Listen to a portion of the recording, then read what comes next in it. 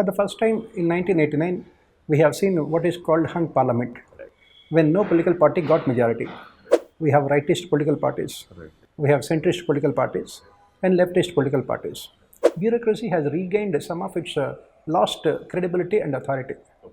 They are expected to work whether it is in central government or in the state governments. Definitely what we can see is definitely politicization of civil services. Whenever at the central level we had a strong, powerful, charismatic personality leading the government with absolute majority, in case of coalition government, what happens is, as I mentioned, regional political parties which are part of the coalition government wherein they have their ministries, they prefer bureaucrats from their own states. It can adversely impact the impartial functioning of bureaucracy.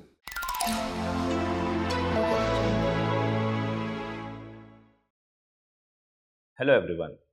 Today we are here to discuss an important topic from the public administration perspective, which is administration in the coalition politics era. So India since independence has seen roughly for 3 decades the single party government. But after that, since 1980s, the dynamics had changed. We have witnessed the coalition politics at the central level. So how that had impacted the administration, that will be our discussion of topic.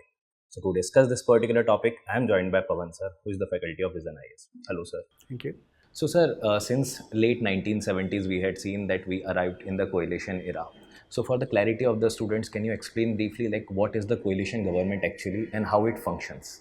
In our parliamentary democracy, any political party that has majority on the floor of the house in Lok Sabha will be invited by the president to form the government. Right. If we look at it from 1952 till 1989, Right. we have seen that a single political party always got majority in Lok Sabha. Right. For the first time in 1989, we have seen what is called hung parliament, Right. when no political party got majority. Right. That is when we have seen the emergence of coalition governments in India. Right. If you broadly look at Indian political system, it is broadly divided into 3 different types of political culture. We have rightist political parties, Right. we have centrist political parties, and leftist political parties. In 1989, for the first time, the rightist and the leftist had come together to support a centrist political party, resulting in the emergence of a coalition government. A coalition government is the one wherein multiple political parties will be part of the government, having their own ideologies, but they are part of the government because they wanted to fulfill the common agenda, what we call it as common minimum program. And this coalition can be of a pre-poll alliance or post-poll alliance. Pre-poll alliance means political parties are coming together before the elections to fight elections. For example, the 2024 coalition government is a pre-poll alliance, Right. wherein BJP, Janata Dal United, TDP, and other political parties had come together. Right. On the other hand, in 2004, we had a post-poll alliance, wherein Congress party had joined with other regional political parties to form the government. Right. Another aspect of this coalition government is that even with multiple parties becoming part of the coalition, Right. the party may not have majority in Lok Sabha. Right. That is when they get the support from political parties outside. Right. Like in 2004, Right. left parties, Right. they did not join the government. Right. So these are the different types of coalition that we have seen since 1989. Right.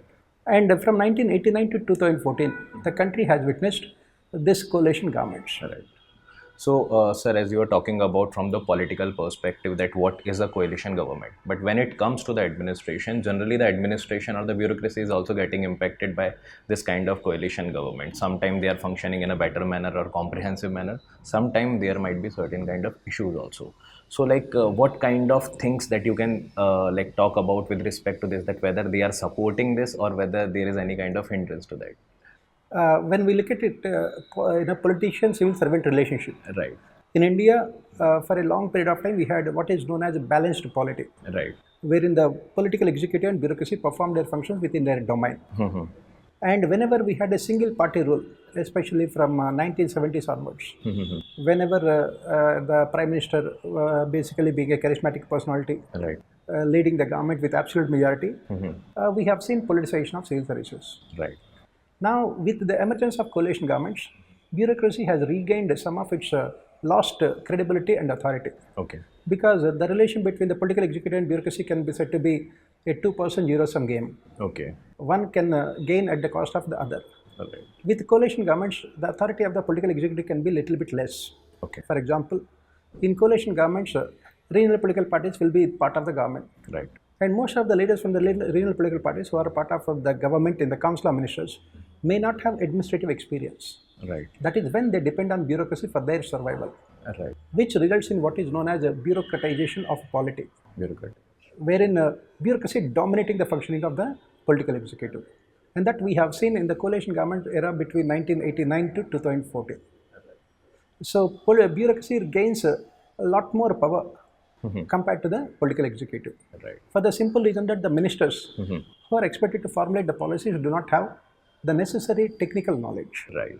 So, sir, as you're talking about the emergence of regional parties can also be considered as a factor that is leading to the coalition politics era. But when it comes to the regional politics, because different regions have their own regional aspirations, and many a time that might be in the concurrence with the centralist thought or maybe the central government's thought. So, in that particular case, there might be a chances, or can we see some kind of like division with respect to bureaucracy also? Bureaucracy will not be that much impacted by these kind of divisions because all India service officers, they are expected to work whether it is in central government or in the state governments. Definitely what we can see is definitely politicization of civil services. Right. Why? Because a coalition partner, a minister, may want a bureaucrat, who is very close to him, either in the state level, and that person can be deputed to the central government to be working under that minister. And we have seen many examples like what you have pointed out, wherein the regional political party leaders who are part of the coalition governments, part of council of ministers, trying to get their most favorite bureaucrats from their states to be working in their ministries, which adversely impacts political neutrality of civil services.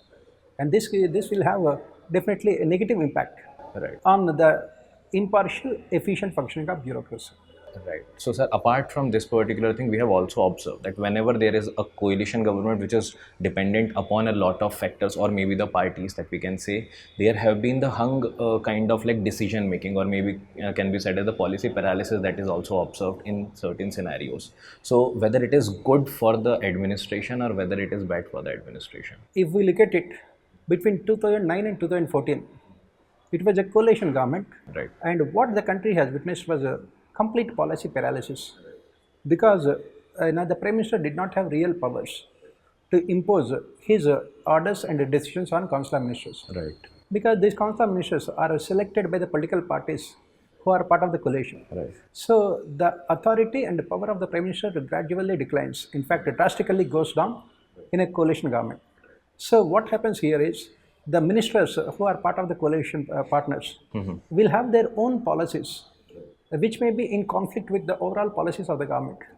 This can result in policy conflict, Right. which ultimately leads to policy paralysis. Right. For example, in one of the coalitions, industry minister belonged to one political party, environment minister belonged to another political party. Right. And both of them had their own agendas and both of them had their own policies. Right. It led to conflict which ultimately resulted in policy paralysis. Right. And this is what exactly happened between 2009 and 2014.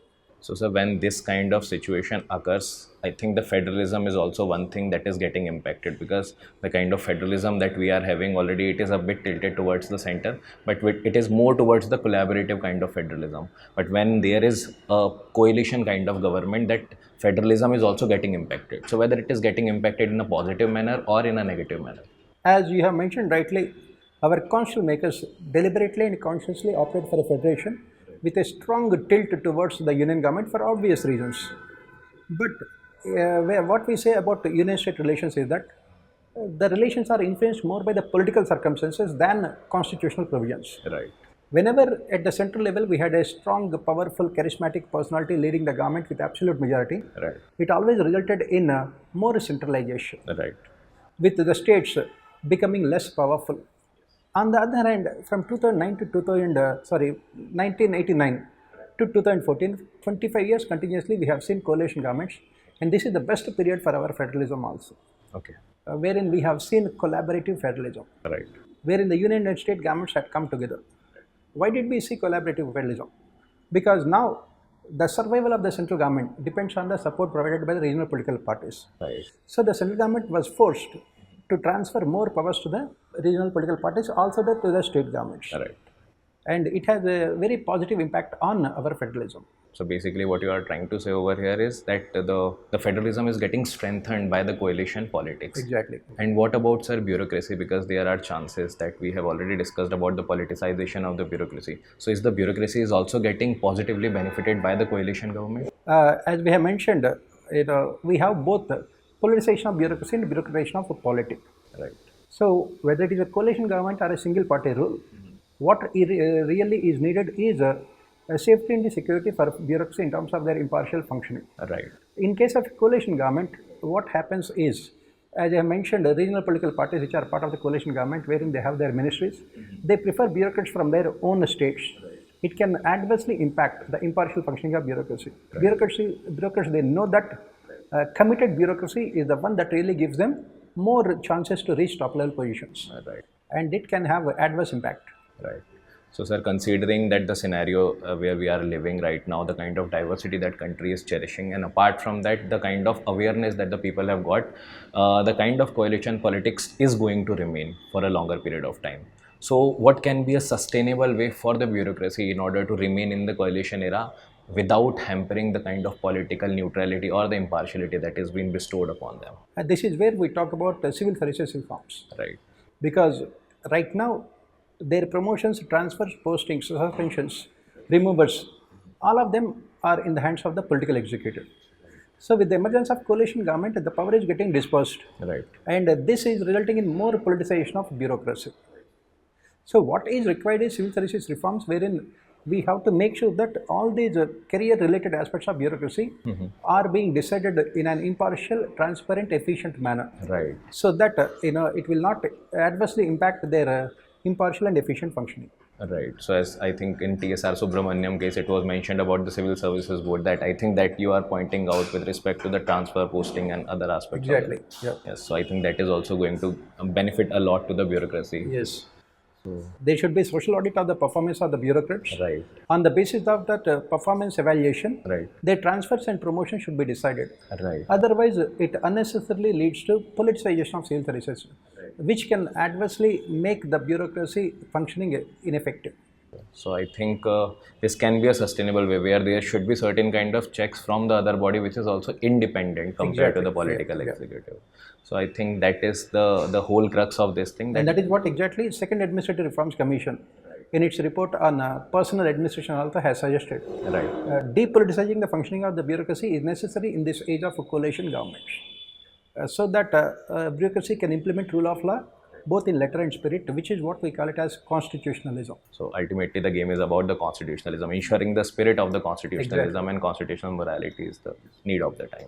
So sir, thank you very much for joining and guiding the students about this particular complex topic, because generally we tend to hear this topic a lot, coalition politics, but many of us fail to understand that what exactly it is and how it is going to impact the administration. Let me add one more point. Right. For coalition governments to be successful, 2-3 important things need to be remembered. Right.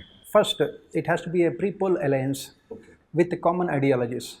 Second, the coalition must be led by a strong leader, so that he would be in a position to control the functioning of coalition partners. Right. And third, they must have some kind of a mechanism to see the coalition partners would not move away from the common minimum program. Okay. So that the bureaucracy can function in a more independent, impartial, efficient manner. Right. And also certainty will also be. Exactly, that's more important. Right. So thank you very much, sir, for joining us and guiding us regarding this complex topic. Thanks for inviting me. Thank you very much. So with this, we are concluding this particular discussion about the administration in the coalition politics era. Thank you very much.